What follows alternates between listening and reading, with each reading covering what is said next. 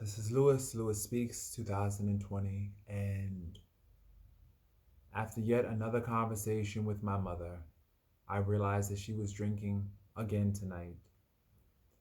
And do you know how it feels to be a counselor and not be able to help the one person who you wish you could? The powerlessness, the the feeling of like, why? I have all the tools, all the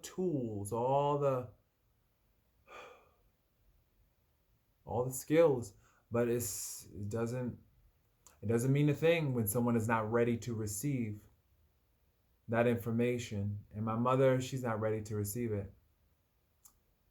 My mother drinks constantly.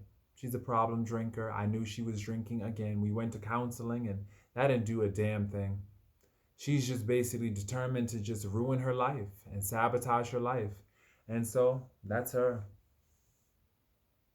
And it hurts. It hurts when you love somebody and you care about somebody and you see that they have the potential to be great and they're just drowning and there's nothing you can do about it. There's nothing you can do to save them. And I'm done. I'm done trying to save someone that does not want to be saved. I went to counseling with my mother. I explained to her what my boundaries were in terms of her drinking, but what she tries to do is she tries to add a mask and tries to hide it. Hide the sound of the alcohol in her voice. Hide it. She doesn't care about anybody else's boundaries except her own.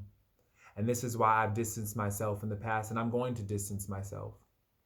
So if my mother is looking at this video, know the reason why I distance myself is because yet again, your drinking has interfered with our relationship.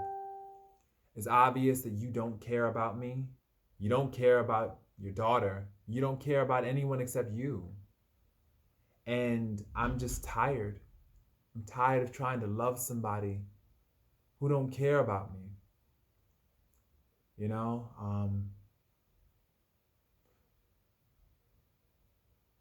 when parents, they don't care about their kids, they really make them targets. They make them targets of abuse.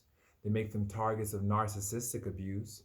I've been in so many relationships with narcissistic individuals, it's not funny. I've sustained numerous traumas and abuses at the hands of these freaking bastards, all because my mother didn't care. Didn't care. My father, he's pleased. My father, I ain't got two words to say to him. My father they could tell me he's dead today or tomorrow, and I would not shed a tear, to be honest. My mother, I definitely care and love my mother. She stuck around. I'm appreciative for her. I'm appreciative for her strength in combating numerous demons, but lately she's just surrendered. She's just surrendered.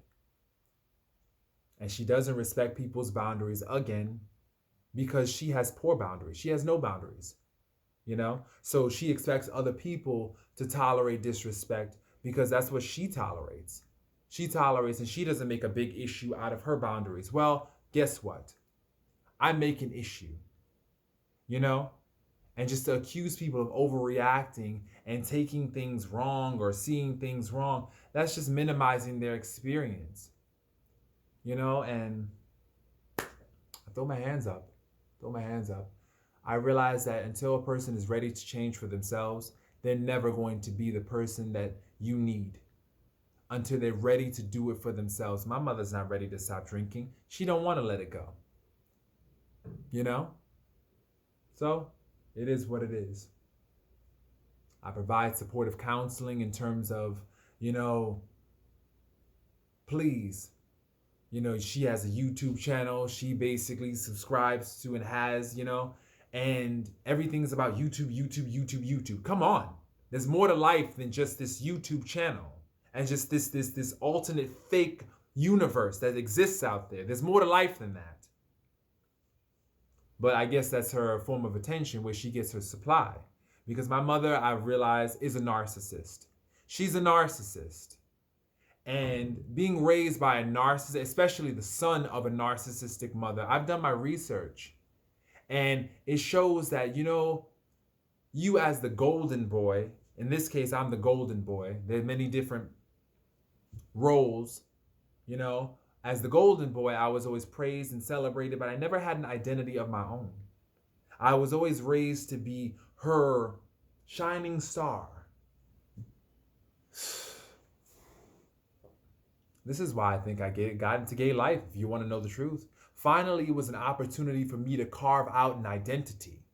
An identity. Finally, I can actually be a gay man. Yay! I could be, I could be of something that I wanted to be. And to be honest, I don't even know if I want to be that anymore. Really. That's a mess, but that's a different video altogether. This video is basically devoted to saying to myself, I got to take care of me better. Because it's obvious that my caretakers, the ones responsible for loving me, they're not taking care of me. They can barely take care of themselves. And it's ironic that my mother says that she tries to protect me, but she's the danger. How are you going to try to protect somebody when you're the danger? You locked the danger in, but yet and still you want to try to present yourself as this maternal, loving, caring person when you're the danger.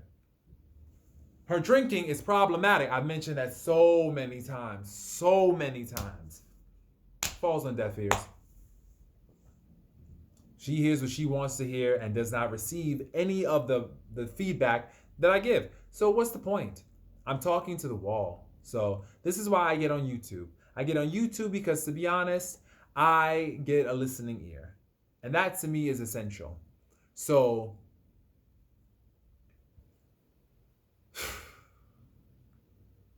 but anyway, thank you all for listening. I know what I have to do, which is I have to definitely start taking better care of myself and start being the love that I deserve.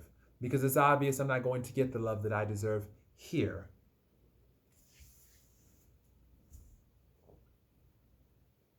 You know, I feel sorry for children who are raised in toxic families and have no real families to really turn to. I can empathize. In this moment, I get it. I get why so many young boys have thrown themselves down the drain. Not saying that I'm going to do that, because baby, this is God's property right here. This is God's property. Ain't no drains compatible with God's property. So I can understand it though. When you don't feel loved or cared about or heard and seen, the most basic, when you don't feel safe to express your views without being attacked or try to be gaslighted or manipulated, when you don't feel safe within your family structure, it causes you to put yourself in dangerous situations that match what you're used to.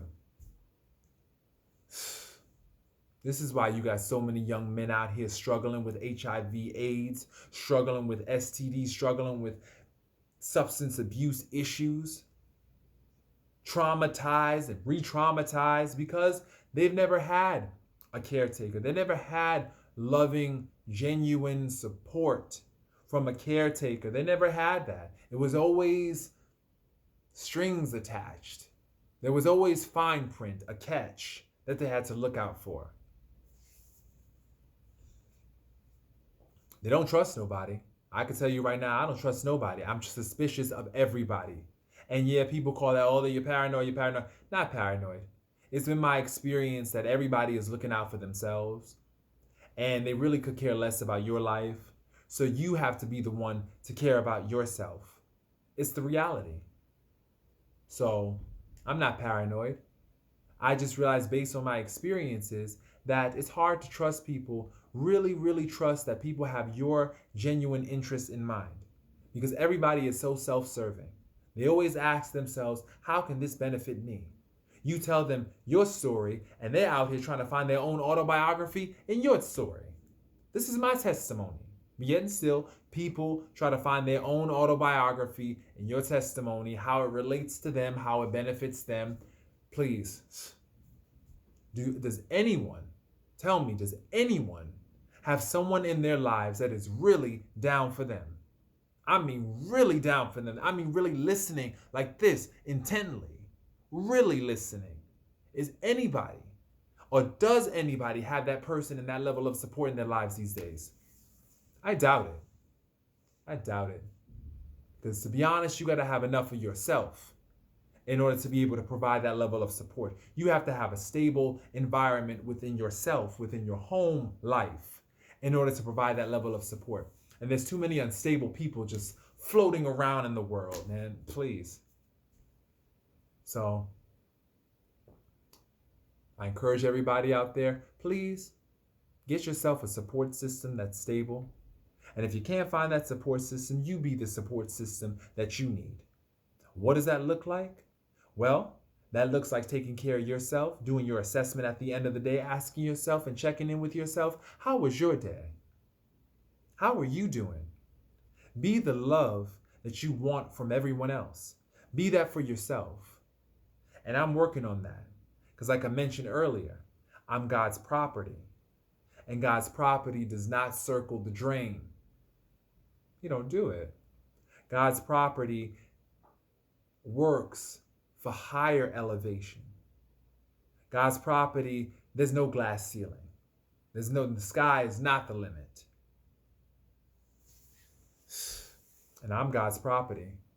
So on that note, I wish everybody a great night and take care of yourselves because you deserve your love. You deserve the love that you give to everyone else.